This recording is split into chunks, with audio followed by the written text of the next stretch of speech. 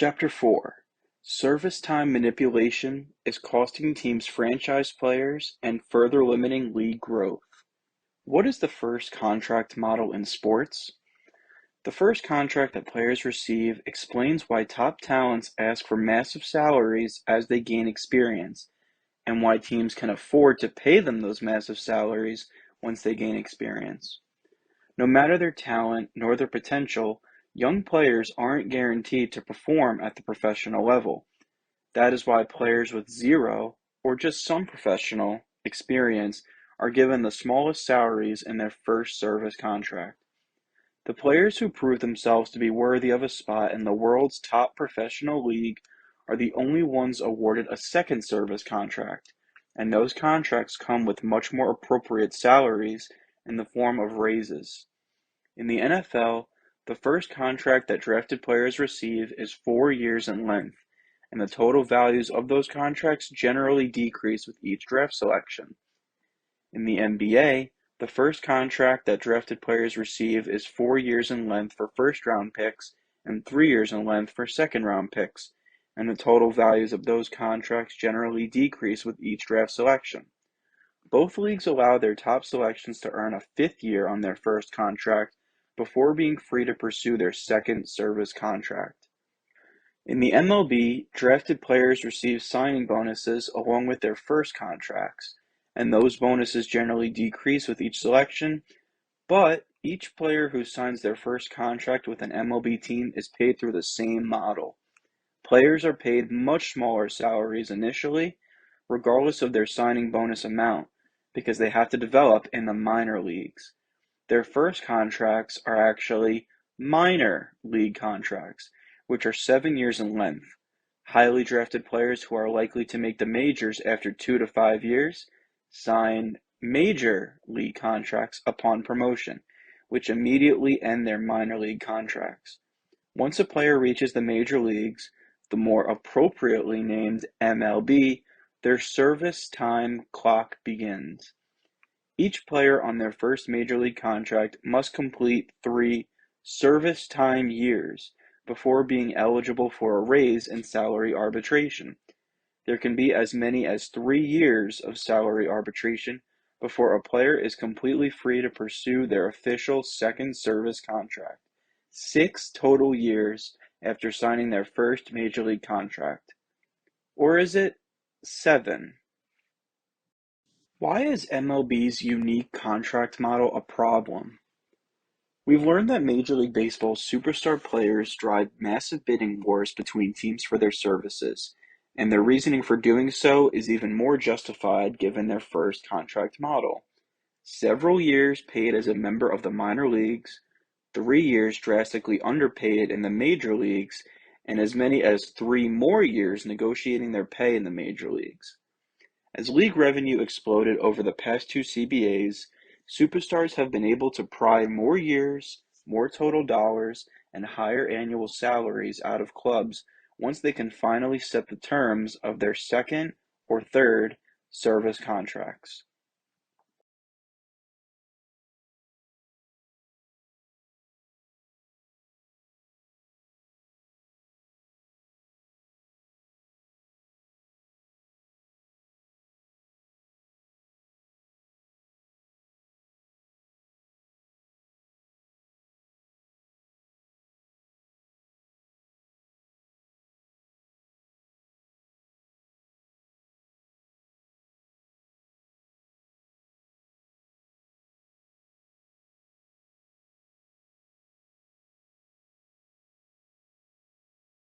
Notably, all of the players signed with either a California, New York, or Boston area team.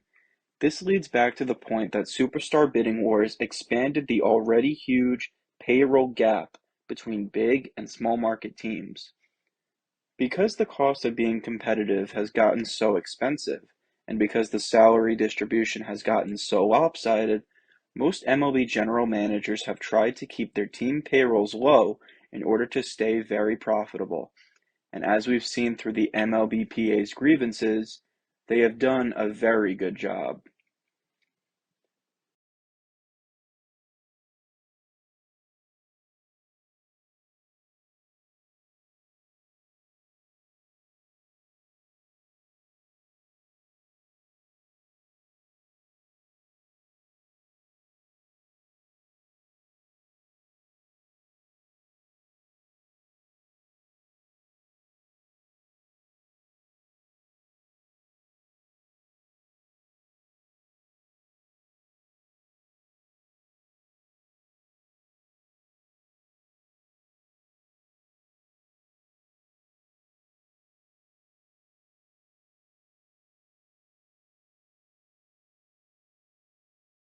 Conclusion: Payroll shedding during the last two CBAs has negatively impacted all MLB players, but it has brutally impacted several great prospects who have had no influence in the declining player salaries.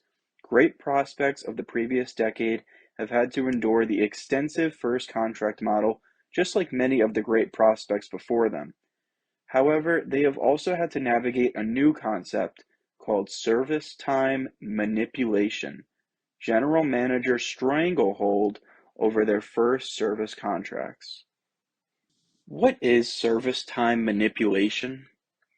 When players first arrive in the major leagues, their service time clock begins. In order to log a full year of service time, players must be on their team's 26-man roster or injured list for at least 172 days of the 187-day regular season, or 172 across multiple regular seasons.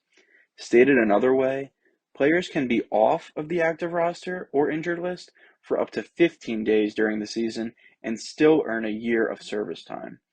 Players cannot log more than 172 days of service time during a season. Their service time clocks stop until the following season.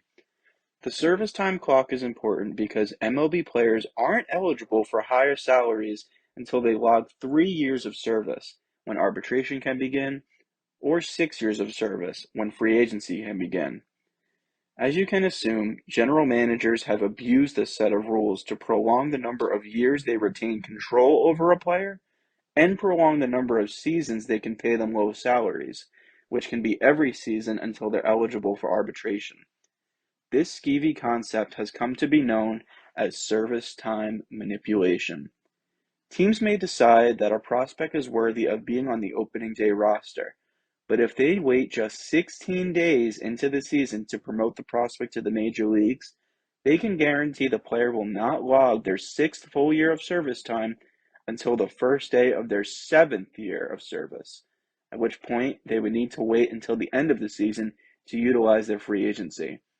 They would also not be able to log their third full year of service time until the first day of their fourth year of service, at which point they would need to wait again until the end of the season to go to arbitration. But what is salary arbitration? It is known for awarding players much more reasonable salaries given their track record of performance. Players can encounter salary arbitration as many as 3 times during their first service contract. How does it work? When players and teams cannot agree on a new salary for the upcoming season, they will file for an arbitration hearing by submitting the salary they'd like to either receive or pay. Impartial arbiters will look at each figure and the logic behind that figure and then rule in favor of either the player or the team. Arbitration can be very unwelcome, since the team technically has to downplay the accomplishments and impacts of their own player in their arguments for wanting to pay that player less, and this can happen as many as 3 times. To avoid such an unwelcome process for the team, or avoid the risk of potentially earning less for the player, both sides frequently settle on a figure. What makes service time manipulation especially skeevy is that the extra year of service guaranteed by waiting at least 16 days can be for the league minimum salary, since players do not actually become eligible for arbitration until they log their third full year of service time, in this case, year 4. Since top prospects perform well quickly after their promotion, given years of minor league development and for some collegiate experience as well, their teams receive tremendous value during their pre-arbitration years. It's important to know that players with 3 or less years of MLB experience generally account for 0.5 to 1.5% of team payrolls, the same percentage for similar players in the NFL and NBA. However, the MLB player wage gap is much greater than that of other sports, meaning the league's top prospects make far less than their team's star veterans. This fact is made worse when you realize MLB teams, unlike their counterparts, can delay their service time clock as much as possible because they have the minor leagues. Through the MLB's extensive first contract model, service time manipulation, and the minor leagues, Teams can delay their top prospects' free agency periods until they are 27 to 29 years old, as opposed to their counterparts whose top prospects can enter free agency when they are 24 to 26 years old. Teams are therefore able to manipulate their prospects' value by the time they can finally enter the open market. This development helps explain why top prospects, once they reach superstar status, seek such massive second service contracts in the open market. So what can a breakdown of this prospect team development look like?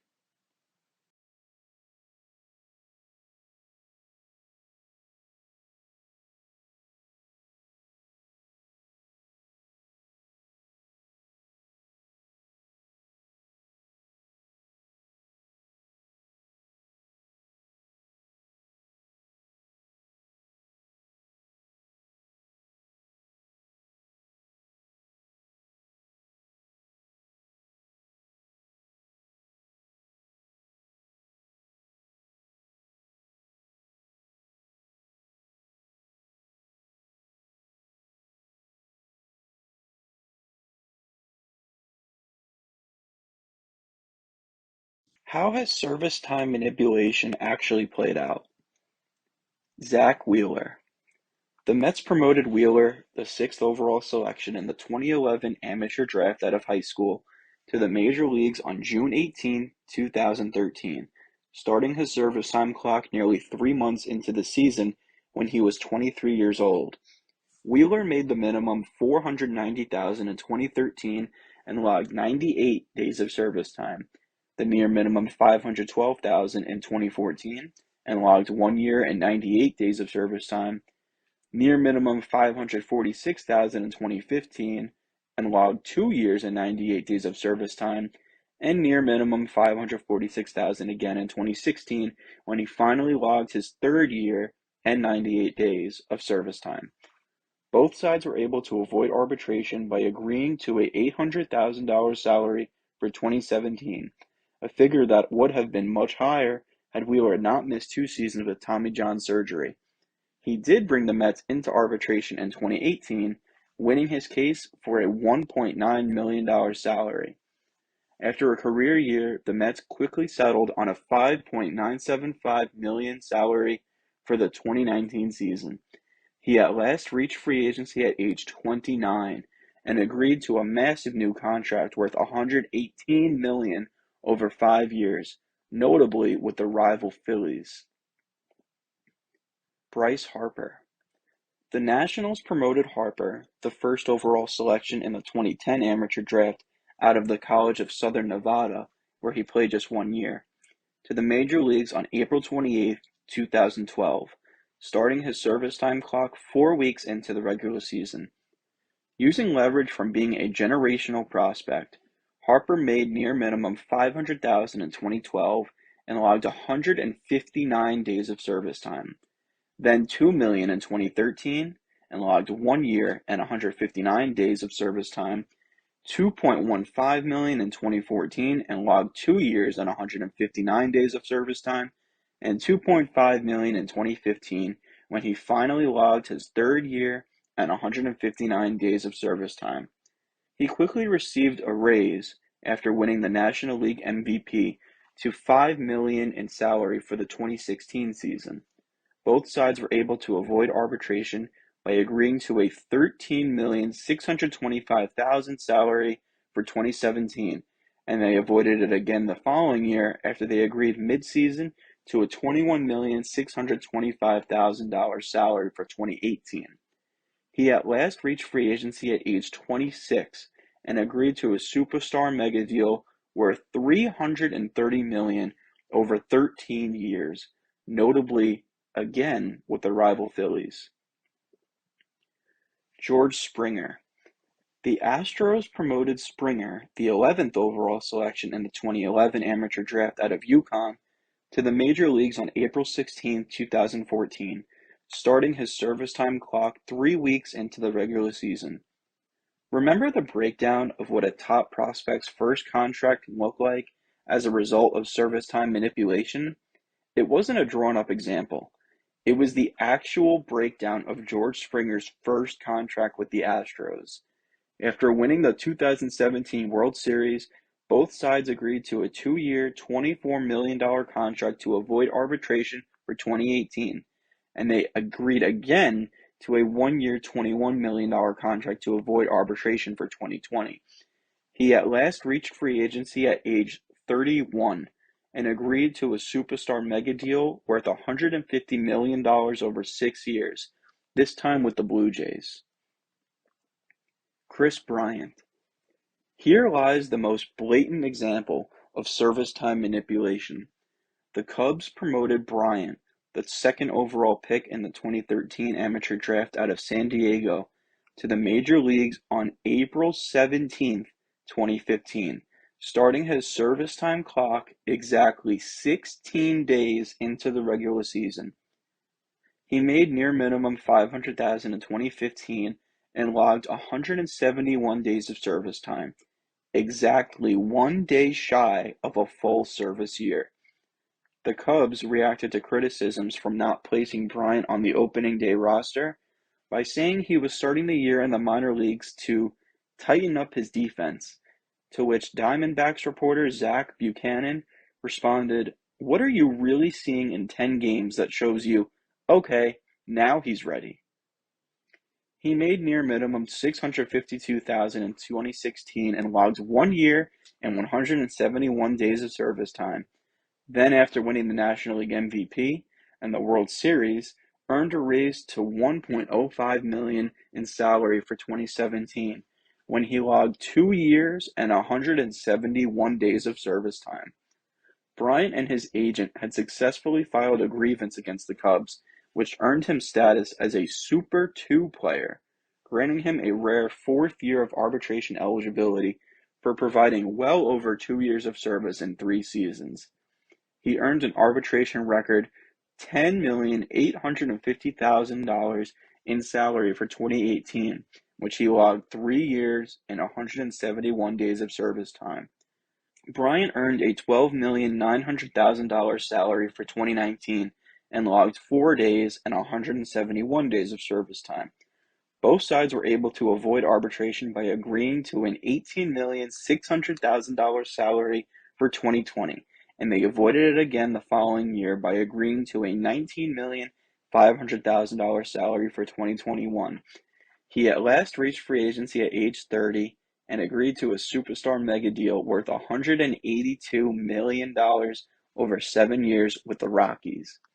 Conclusion: service time manipulation has awarded teams tremendous discounts on their top prospects, being able to pay them substantially less than their worth for an extra season of service.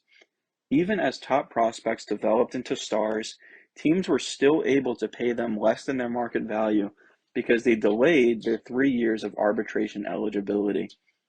When the Stars finally reached the open market, they took the biggest offer they could find to get away from the team that manipulated them, sometimes heading straight to their rival.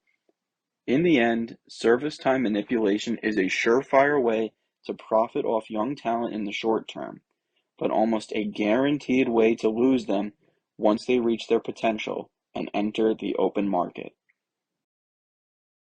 Is service time manipulation over with? And if not, what are some solutions?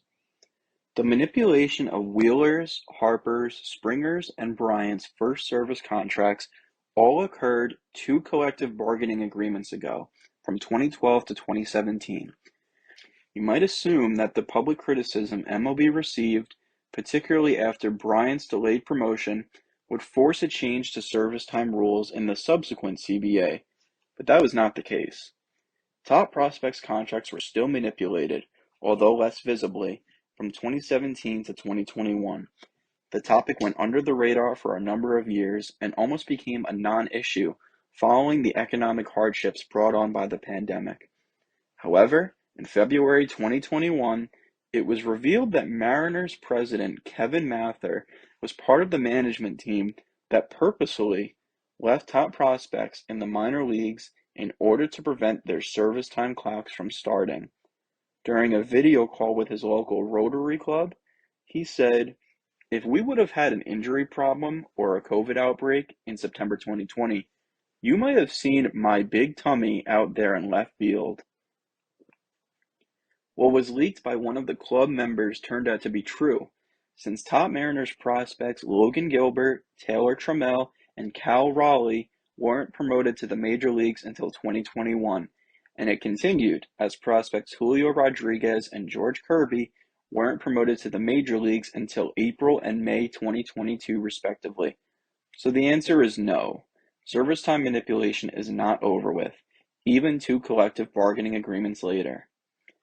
MLB has to develop solutions and expand upon their newly implemented ones in order to prevent service time manipulation.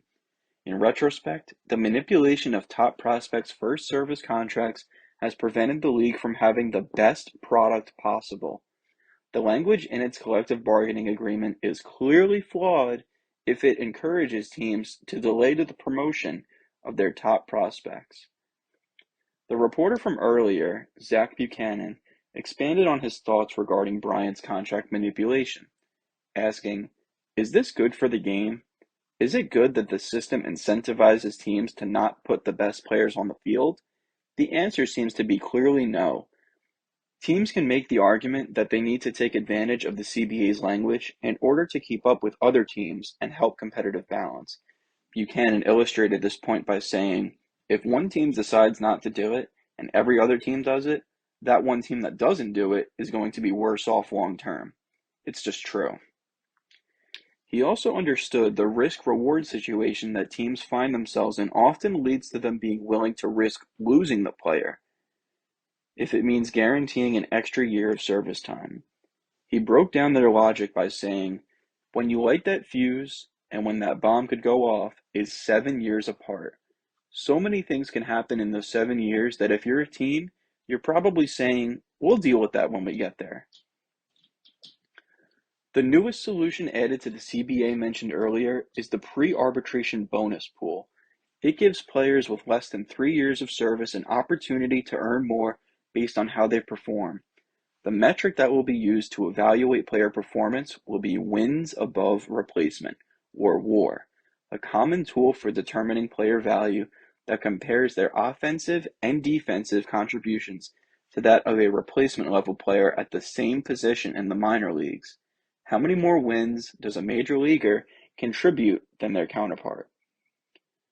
The bonus pool of $50 million annually will not award top prospects anything close to their market value or the raise they would receive once they reach arbitration, but it will be a significant bonus for players who are drastically underpaid for their initial performance. The last we've heard of the money distribution was a split amongst the top 30 performing pre-arbitration players based on WAR. Unfortunately, this distribution system could fail by design, as previously mentioned. Since WAR is a cumulative statistic, going up in value as more games are played, top prospects are likely to finish much lower than their peers if they play for low payroll teams.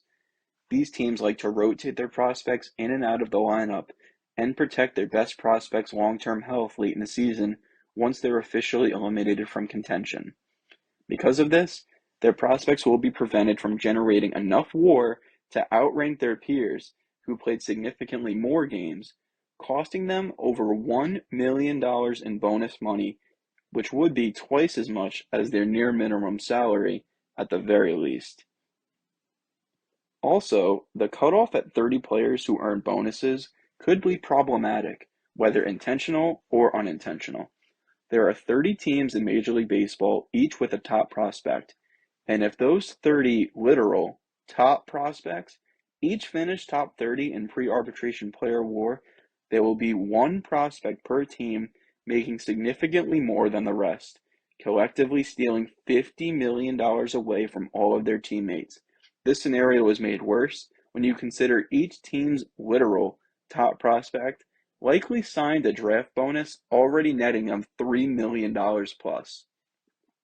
Perhaps the figure of 30 was intentional so prospects on the same team would have competition for the bonus money, and together they would generate more wins for the team. Perhaps it was intentional so 2 or 3 of the team's prospects can be paid bonuses, while other teams' prospects receive nothing, opening them up for criticism for not promoting and playing their top prospects sooner. Whatever the case may be, it will be interesting to follow this system. The second solution added to the CBA is in lockstep with the first solution, in that the top two vote getters for each league's Rookie of the Year will automatically receive an extra year of service time on their clock. The logic behind this new rule is simple: to negate the consequences top prospects suffer from being promoted 16 days or later into the season, where they're guaranteed to not reach their first full year of service time until their second year.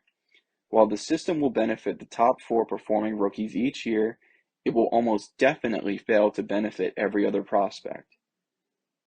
The extra year of service time generated by contract manipulation that teams so heavily covet would be lost if players finish top two in rookie voting. This gives teams little reason to promote them early enough into the season to receive votes, and gives teams next to no reason to promote them in the first 15 days, putting them at risk to lose out on 2 years of near minimum service. High payroll teams do not have much to lose promoting rookies at the beginning of the season, which is why you often see them take home the Rookie of the Year award. The Yankees, Mets, Angels, Dodgers, and Astros combined for 8 of the 16 awards from 2014 to 2019. Low payroll teams, on the other hand, have a lot to lose, and with this new system put into place, the teams that are already at a massive competitive disadvantage will be at more of a disadvantage if teams at the other end promote their prospects at the very beginning of the season.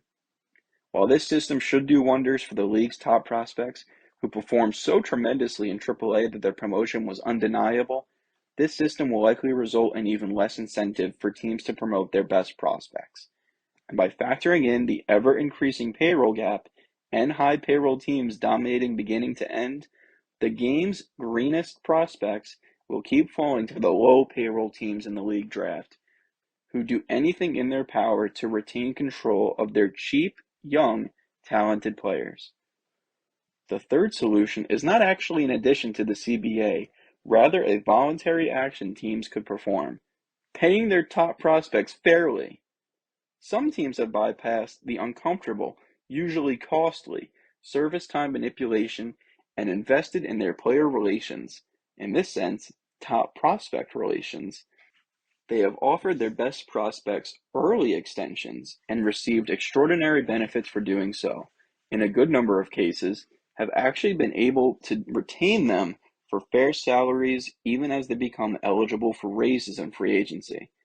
The most famous example is Evan Longoria, who just 24 days into his major league career was awarded a 6-year, $17.5 million extension from the Rays in 2008.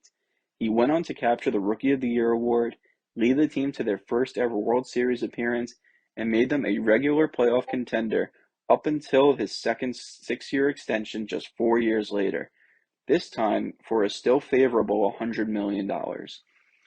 That 4 years later was in 2012, when the Royals awarded Salvador Perez a 5-year, $7 million extension just 50 days into his major league career.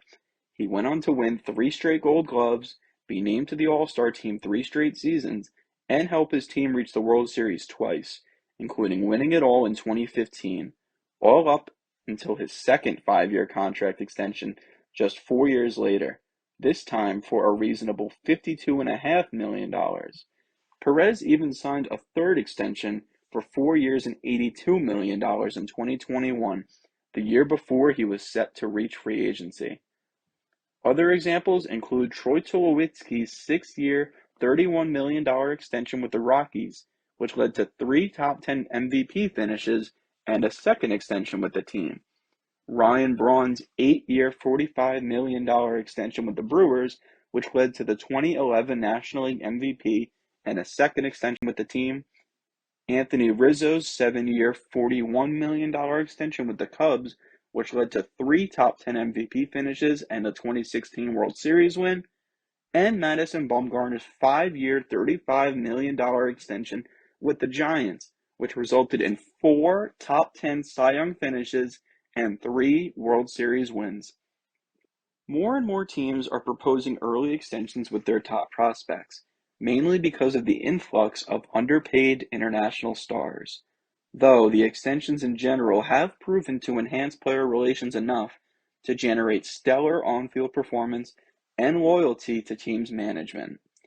Top prospects with extensions have not only been less pressure to perform for financial gain at the expense of their employer over several years, but they have been more motivated to perform for the team that made an early investment in them. Both factors illustrate why some of those prospects were offered a second extension, and why practically every time they accepted it at a slight discount.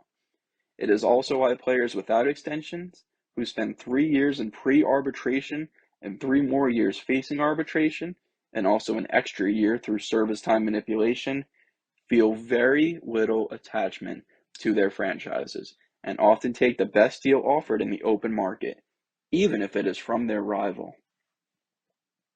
The final judgment. Teams throughout Major League Baseball abuse the language in their collective bargaining agreement in order to have extensive control and leverage over their best young prospects, and in the end, they have lost countless franchise players to free agency and further limited the league's already slow growth. General managers have maneuvered the rules in the CBA to gain an extra year of service, a seventh, from their top prospects for near minimum salaries, which not only delays their free agency by a year, but also lowers their future earning potential. Owners have benefited tremendously off these discounts, yet in almost every case, their franchise players have leapt at the free market opportunity to sign a massive contract with someone else, even with their previous employer's rivals. Service time manipulation still happens to this day, and the two solutions added to the newest CBA are likely to worsen the issue rather than fix it. The manipulation of first service contracts is a real problem because it prevents the best possible major league rosters. And when major league rosters are not at their strongest, teams do not generate as much local revenue as they can. Limited local revenue limits the revenue sharing pool, and in turn limits the league's yearly revenue growth. In the grand scheme, the league's billionaire team owners with $100 million payrolls constantly take advantage of their young, talented, and performing underpaid employees, making it evidently clear that personnel decisions in Major League Baseball are not merit-based, but monetarily based. MLB teams have much more sustainable talent pools than teams in the NFL and NBA because their GMs can control their top prospects longer and use their leverage to pay them less through manipulation. Yet it has cost them many more of their franchise players. Fittingly, most NFL and NBA teams and a handful of MLB teams who offered their top prospects early extensions were able to retain their franchise players, leading many of them to continue building up a winner and growing market value for their leagues. The bottom line is that service time manipulation frustrates the most important players in Major League Baseball enough to the point they leave the teams that drafted them, the teams that developed them, and the teams that promoted them to their dream stage. This might end up being the case with Adley Rutschman, baseball's top prospect, who was recently promoted by the Orioles for a nonsensical reason in the middle of May. Manipulation of players' first service contracts is not only limiting the league's overall growth, but it is also contributing to the league's three previous financial problems.